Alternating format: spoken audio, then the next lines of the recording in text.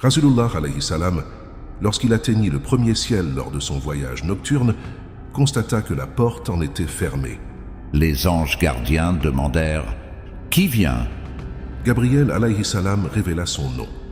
Les anges demandèrent à nouveau « Qui est avec toi ?» Gabriel répondit « Muhammad ». Ils demandèrent alors s'il avait été appelé et Gabriel répondit « Oui ». À ce moment-là, la porte s'ouvrit et Muhammad alayhi salam fut accueilli de manière magnifique. Ici, Rasulullah alayhi salam fit la connaissance des anges, des âmes humaines et des grandes personnalités présentes à ce moment-là.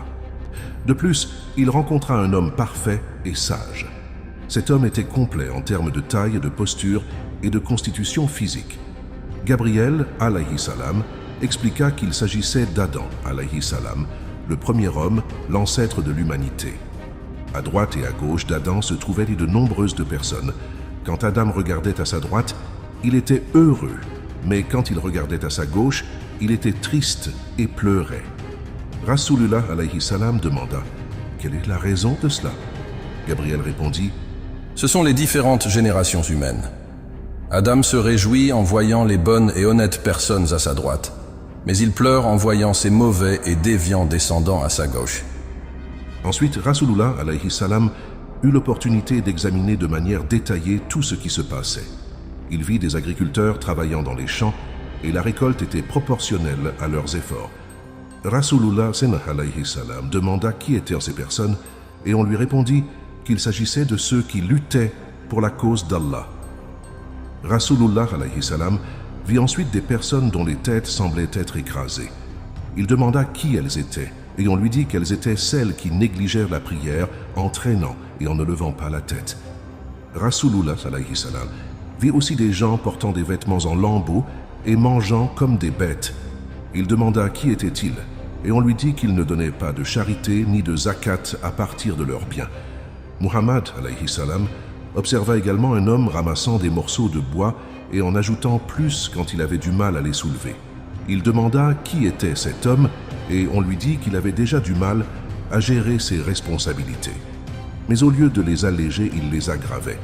Ensuite, Rasulullah alayhi salam vit des personnes dont les lèvres et les langues étaient coupées avec des cisailles. On lui dit qu'ils étaient des calomniateurs qui parlaient librement et semaient la discorde. Rasulullah alayhi salam vit une petite ouverture dans une pierre d'où sortit un énorme taureau. Lorsqu'il essaya de retourner dans le trou, il ne put pas. Rasulullah alayhi salam demanda ce que cela signifiait. Et on lui dit qu'il s'agissait d'une personne irresponsable qui parlait sans réfléchir, causant des problèmes et regrettant ensuite, mais sans pouvoir réparer ses erreurs. À un autre endroit, Rasulullah alayhi salam vit des hommes qui se coupèrent la chair de leur propre corps et la mangeaient. Il demanda qui ils étaient, et on lui dit qu'ils médisaient et se moquaient des autres. À côté de ces hommes, il y avait d'autres personnes dont les ongles étaient en cuivre et ils se frappaient la poitrine et la bouche. Rasulullah alayhi salam demanda qui ils étaient, et on lui dit qu'ils parlaient en mal des autres, en cherchant à ternir leur réputation. Il y avait aussi des personnes avec des lèvres de chameau qui mangeaient du feu. Rasulullah alayhi salam demanda qui ils étaient, et on lui dit qu'ils volaient les biens des orphelins. Ensuite, Rasulullah alayhi salam vit des personnes dont le ventre était enflé et rempli de serpents. Les passants les tourmentaient, mais ils ne pouvaient pas bouger. On lui dit que ce sont ceux qui pratiquaient l'usure et consommaient des interdits. Rasulullah alayhi salam vit des personnes dont une partie avait une chair belle et propre, tandis que l'autre était pourrie et putréfiée. Il préférait manger la chair pourrie. On lui dit qu'ils étaient ceux qui trompèrent leurs conjoints légitimes en ayant des relations illégitimes avec d'autres. Ensuite, Rasulullah, paix et bénédiction soient sur lui, a vu des femmes suspendues par leurs seins. Rasulullah, paix et bénédiction soient sur lui, a demandé qui elles étaient. On lui a répondu qu'il s'agissait de femmes qui avaient attribué des enfants à leurs maris qui n'étaient pas les leurs. Ô Malik, refermez la porte, je n'ai plus la force de regarder. Malik dit ainsi: Ô prophète, rapportez à la communauté ce que vous avez vu de vos yeux bénis, tout comme vous l'avez vu.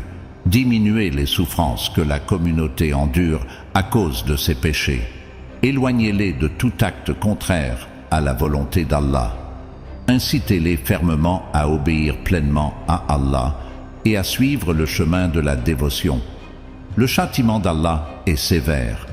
L'enfer comporte 7 niveaux, et ce que vous avez vu est seulement le premier niveau.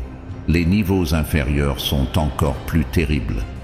Allah dit dans la sourate Al-Imran, verset 89, « Ceux qui se repentent ensuite, qui réforment leur conduite, voilà ceux vers lesquels Allah est miséricordieux et très compatissant. » N'oubliez pas de mettre un j'aime et de partager la vidéo.